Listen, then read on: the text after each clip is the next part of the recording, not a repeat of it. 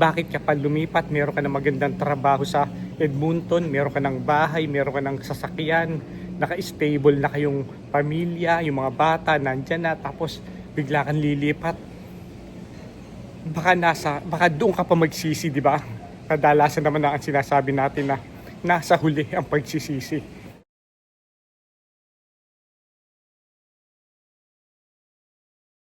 Magandang hapon mga kapanyero. Ito, welcome back ho sa ating channel at gayon din, welcome back sa Vancouver International Airport. Nga pala, nandito na tayo ngayon dahil nga katatapos lang ng ating bakasyon sa Los Angeles, California, diba? Kaya nga ganun mga kapanyero, sineshare ko lang sa inyo kung nasa na tayo ngayon. Hindi pa rin ako makapaniwala na natapos na yung ating bakasyon. Parang bitin.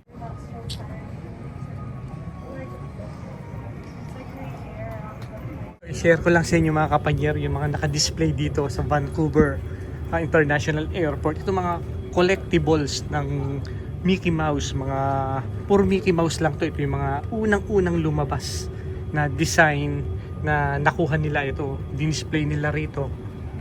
Ang haba nito hanggang doon sa dulo. Kung meron kayong ganito mga kapanyero, ingatan nyo dahil napakamahal ng value nito sa ngayon. Kung makikita nyo yung isang yun, may kahumpa, napakamahal niyan. Kung maikukumpara nyo mga kapanyero yung itsura niya noon, di ba? Ito yung mga una sa mga design ngayon, malaki ang kaibahan dahil nga sa teknolohiya natin ngayon, di ba? Yung mga pag-e-edit nila, yung paggawa nila ng mga karakter na yan, ibang-iba ngayon. Napakaganda ng mga itsura nila ngayon, pero ito yung mga original. Yan, na-share ko lang sa inyo. Ayan, hanggang dun yan, mahaba pa. Sa pinakamalaki hanggang sa pinakamaliit. Ayan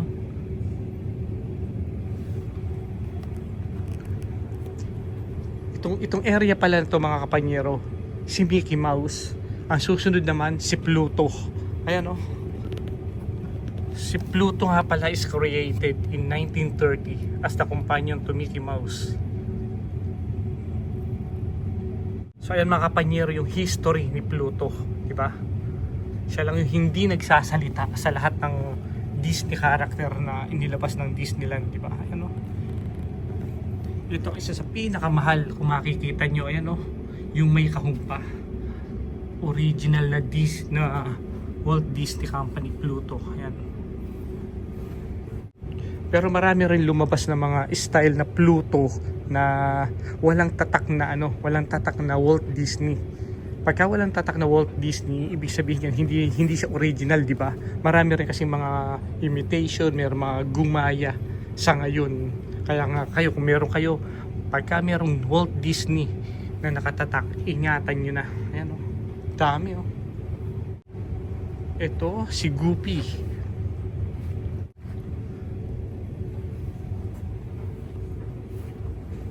Ito mga kapanyero, Goofy was created by Art Babbitt in 1932. Ito yung history naman ni Goofy. Yan. Kung mababasa nyo, 1932 lumabas si Goofy, di ba? Yan. At ang kasunod naman dito si Donald Duck. Ito, kung makikita nyo to, ito yung pinakalumang Donald Duck na nakita ko. Yan. Yung susunod mga kapanyero, hindi na kontento, di ba? Hindi na kontento si Mickey Mouse. Gumawa rin sila ng Minnie Mouse nga pala. Ayan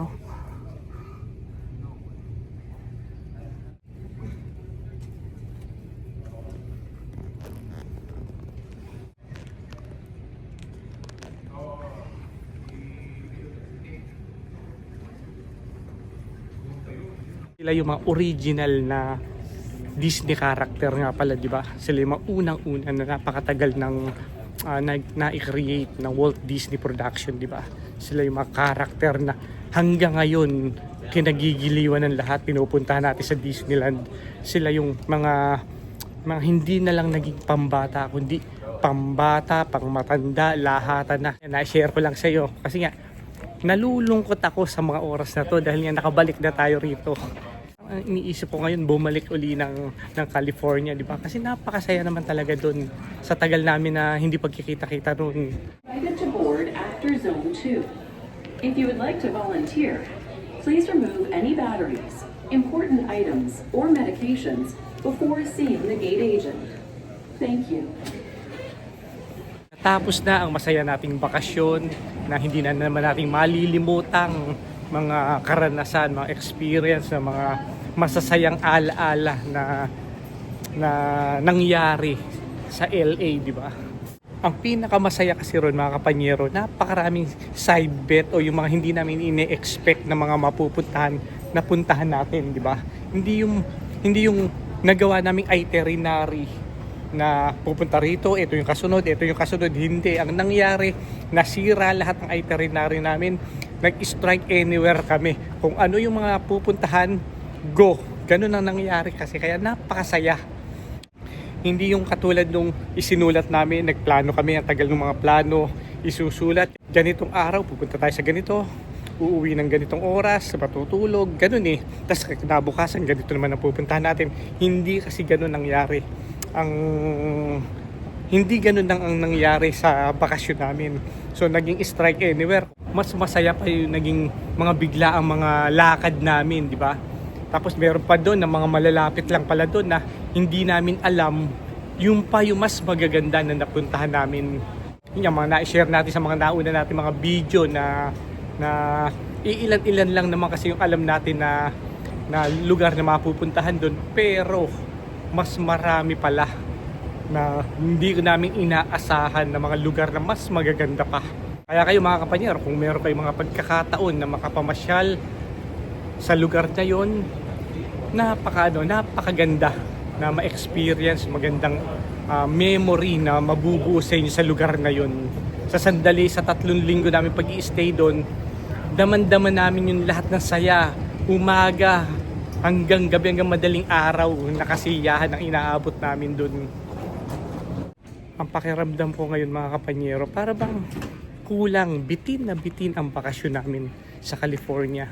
Kahit nakakuha tayo ng employer sa California, kahit na nag-usap kami na pwedeng gawan ng paraan, ma-hire ako sa trabaho ng pinsan ko, hindi rin naman tayo nakakasiguro kung magiging maganda yung magiging buhay namin doon. Pero minsan kasi inaakala natin na sa paglipat natin sa ibang lugar, magiging maayos tayo. Lalong-lalo pa kung nakaposisyon ka na, may bahay ka na, may mga property ka na katulad natin, hindi naman ganun kadali na makalipat ka, di ba?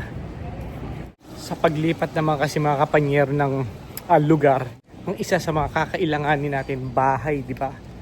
Sa California, sa LA, napakamahal, napakataas ng presyuhan ng bahay, yung rent, ang taas. Yun yung isa sa mga nakita ko doon. Siyempre hindi naman lahat ng expenses natin bahay lang, meron pang pagkain, kuryente, tubig, cellphone, sasakyan. Parang pagka lumipat ka doon, magsisimula ka na naman sa simula, di ba?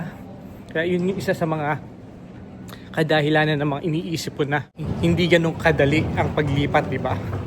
Na kailangan pag-isipan natin na 100%, 100 beses o higit pa kung talagang lilipat tayo. Kaya ganun din yung mga nangyari sa mga iba nating kababayan na akala lang nila napakadaling ganun-ganun lang o napakadaling lumipat.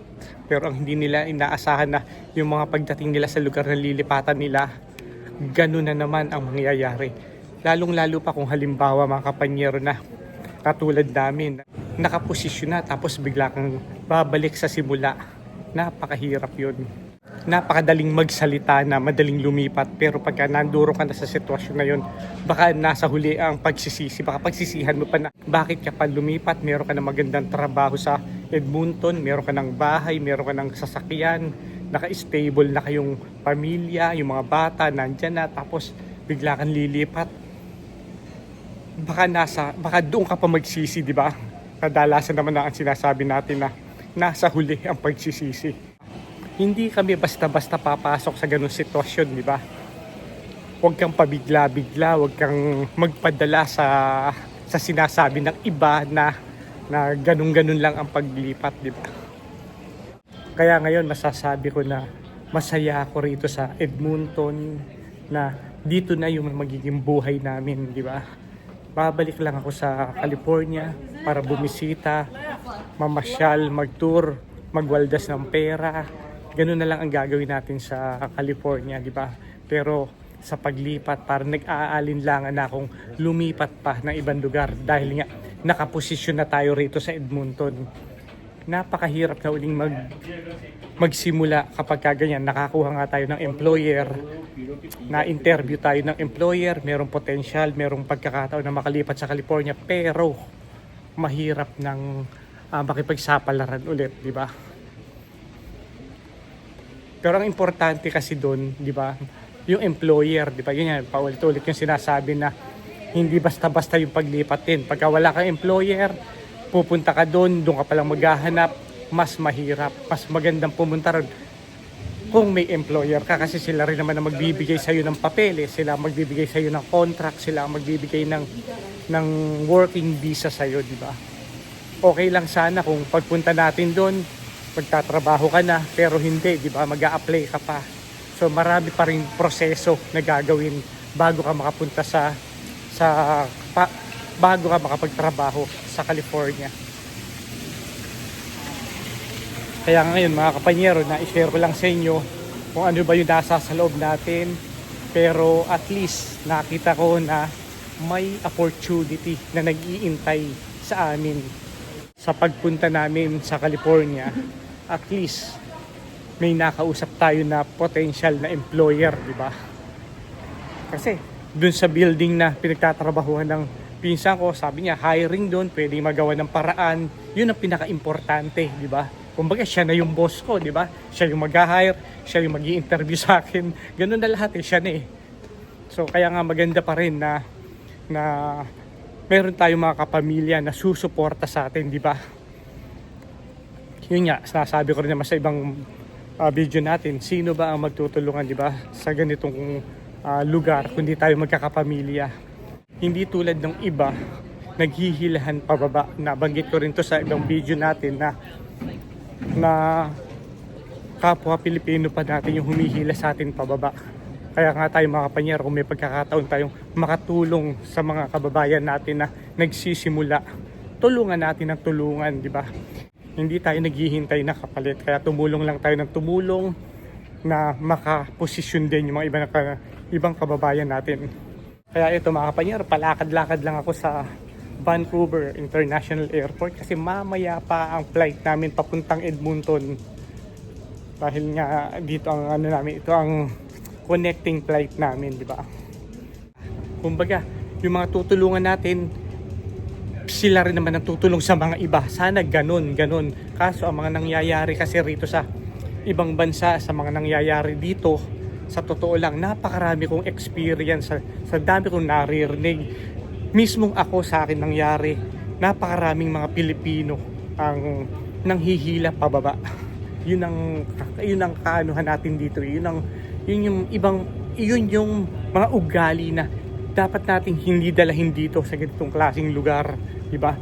Sa 12 taong ko dito na pag-i-stay, napakarami kong experience. Sa dami kong naririnig na yun ang problema, di ba? Hindi lang naman sa trabaho natin, sa mga ibang trabaho, sa mga ibang nakakasalamuha ko. Alam niyo naman, napakarami kong grupo dito sa labas ng kumpanya, sa loob ng kumpanya, sa mga sa mga iba-ibang grupo pa, di ba? Pag naumpisahan ang salitang inggit sa mga kababayan natin, doon nagsisimula ang bangayan, doon nagsisimula ang awayan, doon nagsisimula ang mga problema na napakaliit na problema, lumalaki, di ba? Ganun eh. Kaya nga sa atin mga kapanyero, ako, tulong lang tayo ng tulong. Ganun pa rin ang ipapayo natin sa lahat sa ganitong vlog natin na kung may pagkakataon na makatulong tayo, tumulong tayo ng tumulong. Ganun eh. Yun na lang magpasaya sa atin, di ba? Kami na mga citizen na rito, na may mga papel kami, paano pa yung mga contract worker na naghahangad, nagsusumikap, na lumalaban ng patas, mas lalong marami ang mga inggitan, di ba?